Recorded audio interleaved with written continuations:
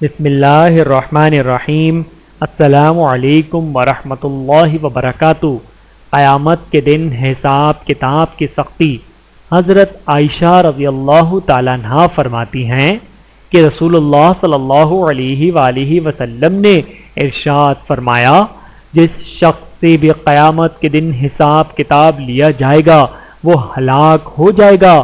حضرت عائشہ رضی اللہ تعالیٰ عنہا فرماتی ہیں کہ میں نے عرض کیا، یا رسول اللہ صلی اللہ علیہ وآلہ وسلم، کیا اللہ تعالیٰ نے خود قرآن میں نہیں فرمایا جس کا نامہ اعمال اس کے دائیں ہاتھ میں دیا جائے گا تو عنقریب اس سے آسان حساب لیا جائے گا۔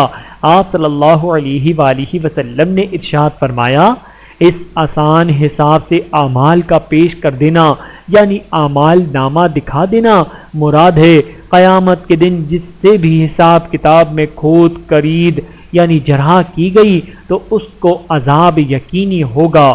بحوالہ صحیح بخاری حدیث نمبر 6172۔ اللہ تعالی ہم سب کو احادیث مبارکہ پہ عمل کرنے کی توفیق عطا فرمائے، آمین ثم آمین۔